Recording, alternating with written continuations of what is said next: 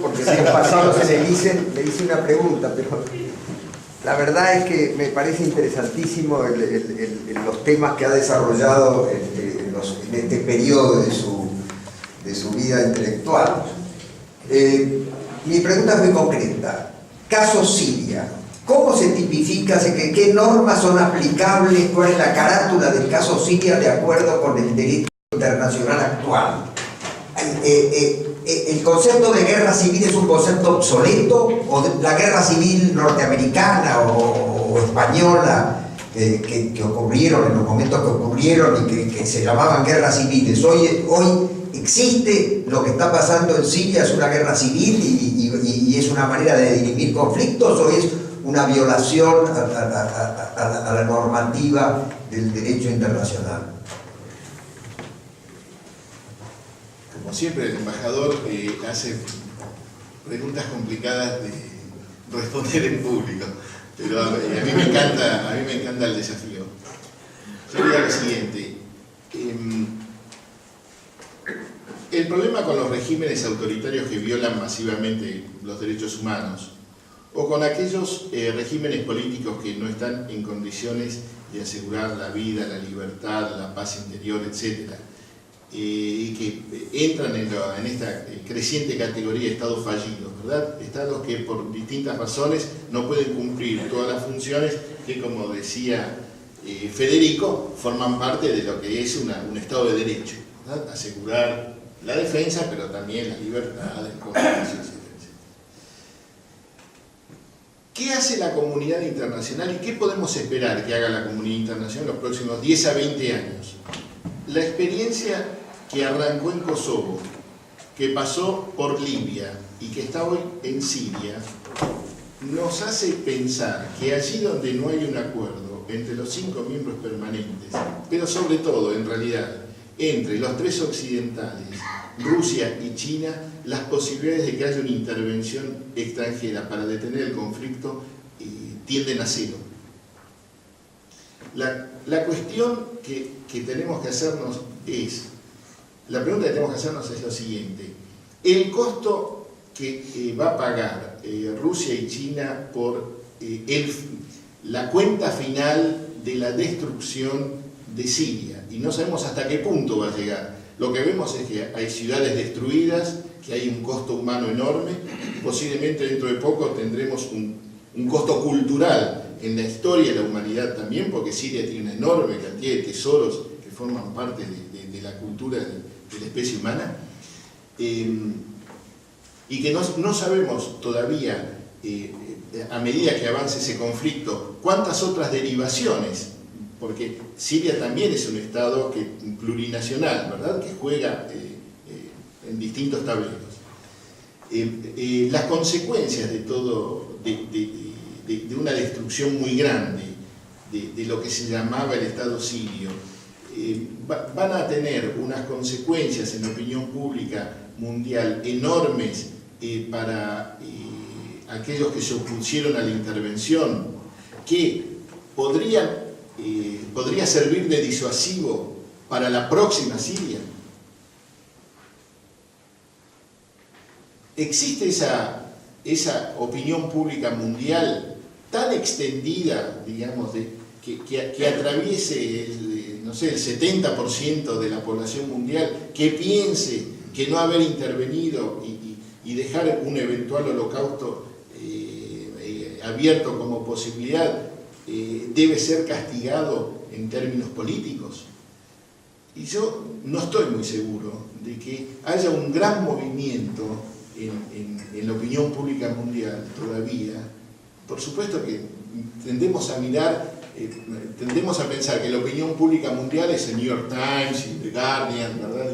La República, y pensamos que eso es todo el mundo. Pero en términos globales, ¿qué opina la población china? ¿Qué opina la población de la India? ¿Qué opina la población de América Latina? ¿Qué opina la población de África? Sobre el derecho o no, o la obligación o no de intervenir para detener ese holocausto. Yo creo que en los próximos 10 a 20 años no estamos a las puertas de una presión irresistible de la opinión pública mundial para detener este tipo de acontecimientos. Lamentablemente, yo creo que las Naciones Unidas debieran haber intervenido ya hace tiempo y que las Naciones Unidas necesitan, como se explicaba hoy aquí,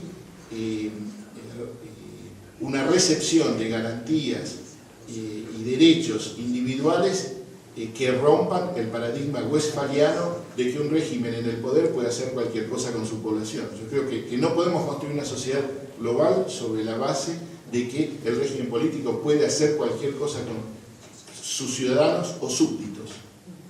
Ese es un mundo que no va a poder construir la paz perpetua. Si lo que estamos pensando es en la paz perpetua, es una asociación de personas con derechos, con garantías individuales y que tienen que ser reflejadas en las Naciones Unidas.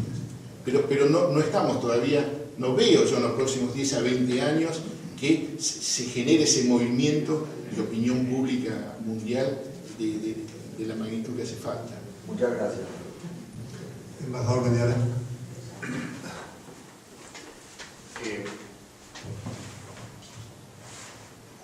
Realmente disfrutamos esta tarde de 5 exposiciones buenísimas y quisiera agradecerles a todos. Ha sido una tarde muy especial porque estas cosas no pasan muy a menudo en el CARI, así tan largo, tanta gente, así que es un panel espléndido. Para comentar un poco las cosas voy a hacerle 2 preguntas a María Gisela primero y a Emiliano después. Juntas van. En la actual composición, reestructuración del Museo Nacional de Bellas Artes, igual que antes hay una sala dedicada a Goya, todo a Goya, que para mi gusto era entonces y ahora es todavía más la mejor de todo el museo.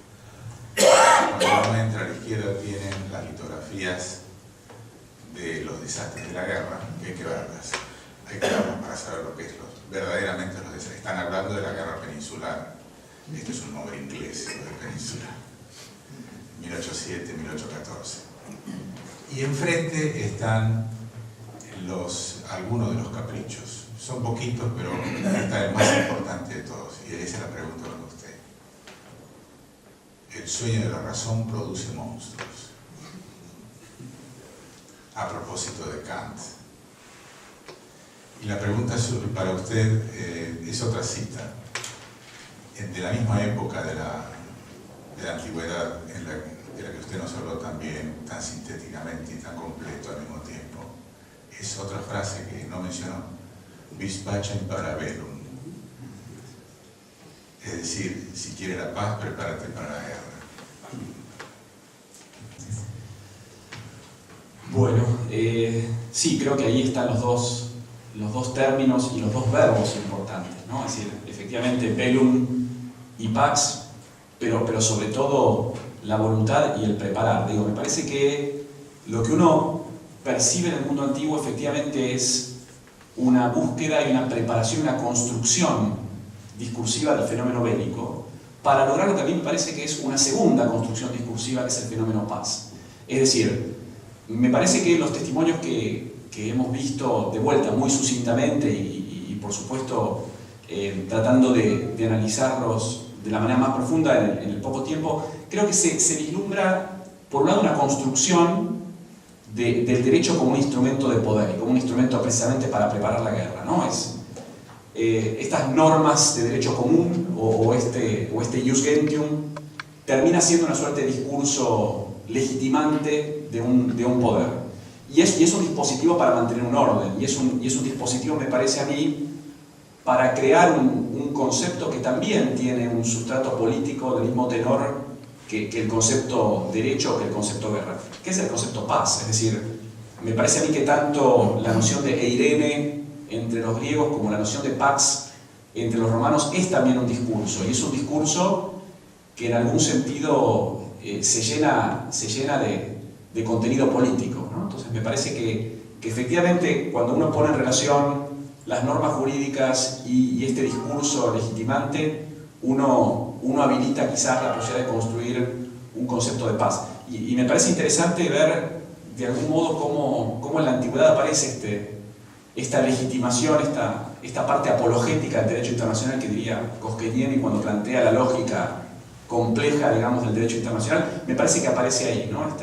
Esta voluntad de generar un discurso que a su vez permite una imposición, ¿no?